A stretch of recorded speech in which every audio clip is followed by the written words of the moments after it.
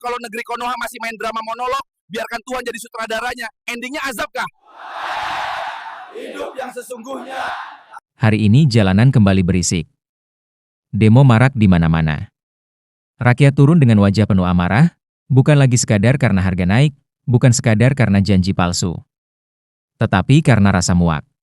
Muak pada para pemimpin yang lebih sibuk menjaga kursi daripada menjaga nurani. Elit politik, artis, bahkan para pelawak kini duduk di kursi kekuasaan. Tapi rakyat sadar, dalam setiap tawa palsu mereka, ada tangis rakyat yang dipaksa diam. Dalam setiap pesta politik, ada rakyat yang menjadi korban. Sejarah mencatat, ketika Soeharto lengser pada 1998, rakyatlah yang turun ke jalan. Tapi apakah benar kemenangan itu murni milik rakyat? Tidak. Ada dalang. Ada kepentingan. Ada bayang-bayang yang mengatur arah sejarah. Dan apa yang terjadi setelahnya?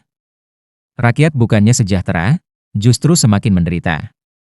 Pemimpin-pemimpin bodoh bermunculan, seolah lahir dari kegelisahan rakyat, tapi hanya menambah luka.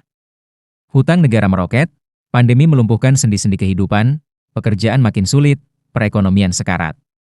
Dan lebih parah lagi, ijazah palsu ditukar dengan kursi kekuasaan. Rasulullah jauh-jauh hari sudah mengingatkan, akan datang kepada manusia tahun-tahun yang penuh dengan tipu daya, pendusta dipercaya, orang jujur didustakan, pengkhianat diberi amanah, dan orang yang amanah dianggap berkhianat. Dan yang berbicara adalah Ruwaibidah. Para sahabat bertanya, siapa Ruwaibidah itu wahai Rasulullah? Beliau menjawab, orang bodoh yang mengurusi urusan orang banyak. Bukankah itu yang sedang terjadi hari ini? Orang-orang bodoh, yang tak punya kapasitas, kini mengatur hidup orang banyak.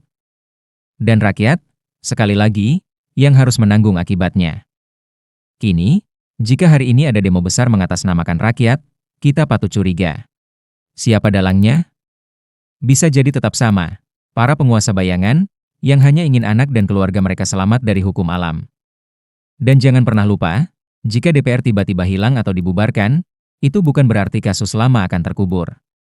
Pemakzulan wakil presiden, ijazah palsu, hingga joget di atas penderitaan rakyat, semua akan tetap menjadi noda sejarah. Pendusta dipercaya, orang jujur didustakan, rakyat selalu dikorbankan. Hidup dunia hanyalah permainan, hidup sejati ada di akhirat. Waktu akan menagih. Jika sudah saatnya, semua yang pernah menindas rakyat akan tenggelam bersama kesombongan mereka. Bumi sendiri yang akan menelan keangkuhan itu.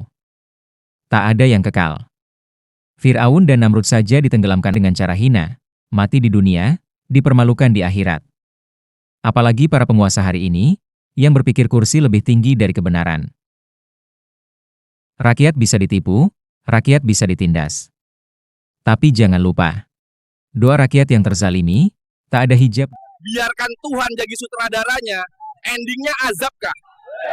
We must remember the sacrifices of our ancestors who fought for our freedom. Dan ketika doa itu terkabul, sejarah akan kembali menulis, siapa yang jadi korban, siapa yang jadi pengkhianat.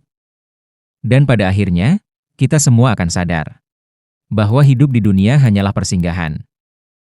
Dan kehidupan dunia ini hanyalah permainan dan senda gurau. Sedangkan negeri akhirat itulah kehidupan yang sebenarnya, kalau mereka mengetahui.